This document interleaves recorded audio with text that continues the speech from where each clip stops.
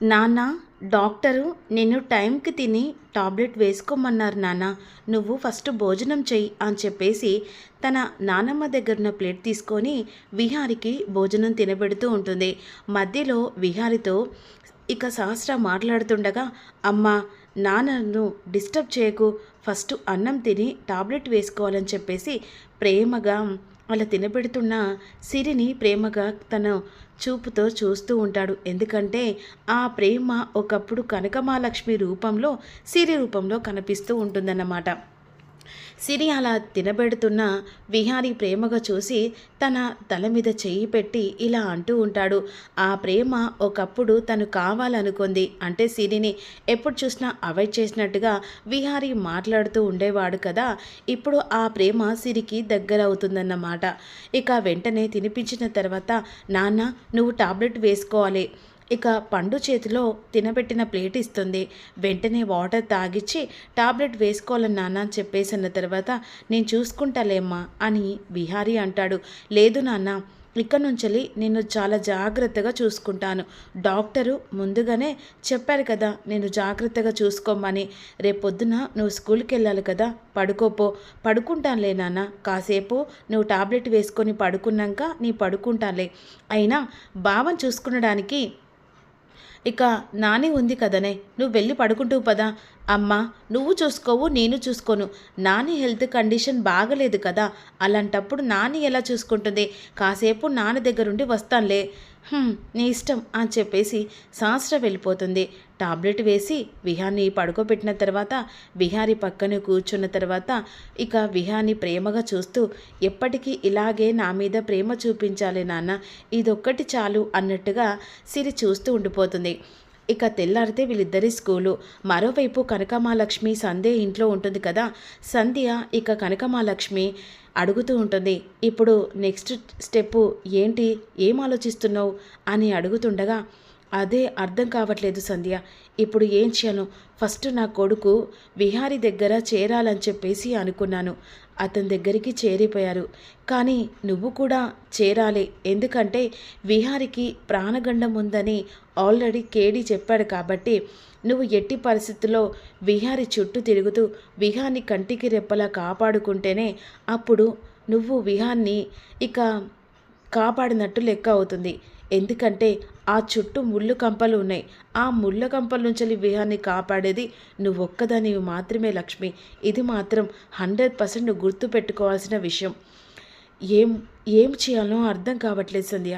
ఎందుకంటే ఇటువైపు విహారి గారు నన్ను గుర్తుపట్టరు. ఇప్పుడు అతని దగ్గర నేను ఎలా ఉండాలనో అర్థం కావట్లేదు. ఓ, దాని గురించి ఆలోచిస్తున్నావా? నేను ఒకటి ఆలోచించాను. ఏంటి? ఏం లేదు, ఆల్రెడీ నువ్వు ఇప్పుడు ఖాళీగానే ఉన్నావు కదా. విహారీ ఎలాగో ఆఫీస్ ఇక్కడే ఉంది కాబట్టి ఆఫీస్లో నువ్వు వెంటనే జాయిన్ అయిపోతే ఇక సరిపోతుంది కదా. అంటే అంటే ఏముంది, ఇప్పుడు నువ్వు విహాన్ని 24 అవర్స్ కాపాడుకోవాలంటే 24 గంటలు అట్లీస్ట్ ఆఫీస్లో ఉంటారు. ఇప్పుడు ఆ వెనకాల ఉన్న ఎవరో కుట్ర కూడా తెలిసిపోతుంది కదా. అది కూడా నిజమే. సరే, ముందుగా బాబుని చూసేసి వస్తాను కదా. ఈరోజు విహారి గారు స్కూల్లోకి బాబుని తీసుకొస్తా అన్నాడు కదా, ముందు ఆ పని చూడు. రేపు నిన్ను విహారికి పరిచయం చేస్తాను, సరే అని చెప్పేసి ఈలోపు ఇక పిల్లలు స్కూల్కి రెడీ అయిపోతారు. వెంటనే స్కూల్కి పంపించడానికి శాస్త్రాన్ని పిలుస్తుండగా ఆ టైంలో శాస్త్ర, ఏంటత్తయ్య, పిల్లల్ని స్కూల్కి పంపించే శాస్త్ర.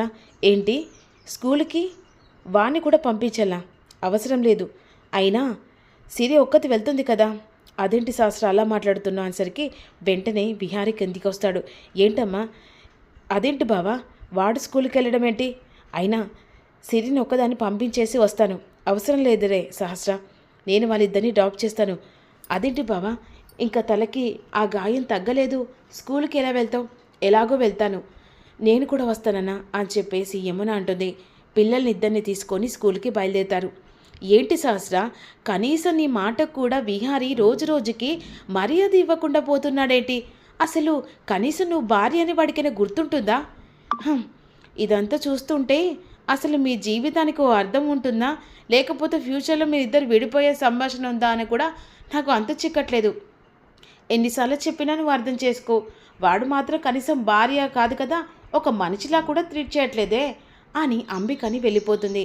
ఈలోపు ఎలాగైనా విహారి గారు బాబును స్కూల్కి తీసుకొస్తానని చెప్పారు కదా, ఎలా అయితేంది, తన కొడుకును తన దగ్గరికి చేర్చాను, అదొక్కటి ఆ దేవుడు నాకు చేసిన సహాయం అని మనసులో అనుకొని స్కూల్ దగ్గరికి కనకమాలక్ష్మి వచ్చి అటు ఇటు చూస్తూ ఉంటుంది. అదే సమయానికి విహారి బాబును సిరిని ఇద్దరిని తీసుకొని స్కూల్ దగ్గరికి వస్తారు. స్కూల్ దగ్గరికి వచ్చిన తర్వాత ఇక వెంటనే కనకమాలక్ష్మి చూసి కారు పక్కన నిలబడి వీళ్ళని చూస్తూ ఉంటుంది. ఇక ఇంత పెద్ద స్కూల్లో మీ అమ్మ నిన్ను వేసింది కనుక తన కోరిక ఖచ్చితంగా నెరవేర్చాలి అని విహారి క్రిష్తో చెప్తూ ఉంటారు. ఇక నిజమే బ్యాట్మెన్, మా అమ్మ చాలా కష్టపడింది. మా అమ్మ ఎలాగైనా నేను ఒక స్థాయికి రావాలని చెప్పేసి నాతో ఎప్పుడూ ఒకే మాట చెప్పేది. సంతోషంగా చదువుకొని ఏ కష్టం రాకుండా నువ్వు సంతోషంగా చదువుకోవడమే రావాలని నాన్న అని చెప్పేసి అనేది. కానీ మా అమ్మ ఎక్కడున్నా సరే మా అమ్మ ప్రేమతో నేను సంతోషంగా చదువుకొని అమ్మ కోరిక నెరవేర్తాను. కానీ ఈ విధంగా బాధపడుతుండగా వెంటనే క్రిష్, నువ్వు బాధపడకు, మీ అమ్మ ఎక్కడున్నా సరే తను మళ్ళీ తిరిగి నీ దగ్గరికే చేరుతుంది. కానీ అమ్మ కోరిక మాత్రం నెరవేర్చాలి. సరే బ్యాట్మ్యాన్ అని చెప్పేసి ఇద్దరు కలిసి లోపలికి పంపించి ఈలోపు బాయ్ చెప్తుండగా అదే సమయానికి విహారికి ఫోన్ వస్తుంది. ఫోన్ వస్తుండగా వెంటనే ఫోన్ మాట్లాడుకుంటూ అలా వస్తూ ఉంటాడు. ఈలోపు స్కూల్ కొంచెం ముందరికి యమున వెళ్ళి పిల్లల్ని డ్రాప్ చేసి వస్తుందన్నమాట.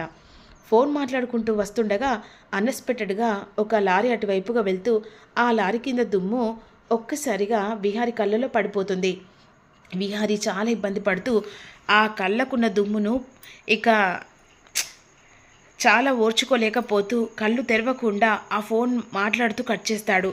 ఇక ఆ సిచ్యువేషన్లో అయ్యో విహారి గారికి కళ్ళల్లో దుమ్ము పడ్డదే, ఇప్పుడు ఏం చేయాలి అని చెప్పేసి టెన్షన్ పడుతూ ఉంటుంది కనకమాలక్ష్మి.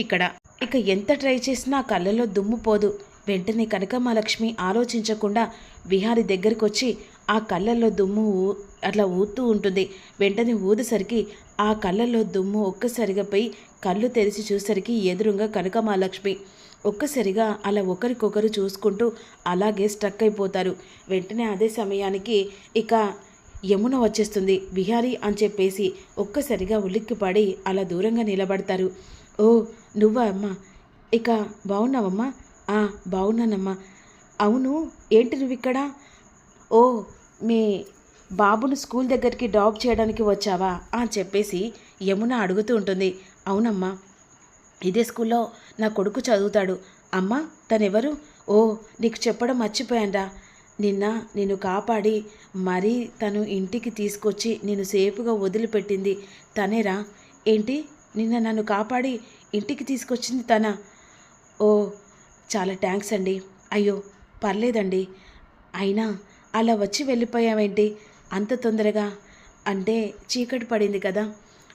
అయినా నువ్వు కాపాడింది ఇక ఒక్క ప్రాణాన్ని కాదమ్మా, 2 ప్రాణాల్ని. ఎందుకంటే ఆ ఇంటికి ఇక నాకు ఉన్నది నా కొడుకు మాత్రమే. నా కొడుకును కాపాడినందుకు నీకేమిచ్చి రుణం తీర్చుకోగలం? అయ్యో పెద్దవారు అలాంటి మాటలు మాట్లాడకండమ్మా.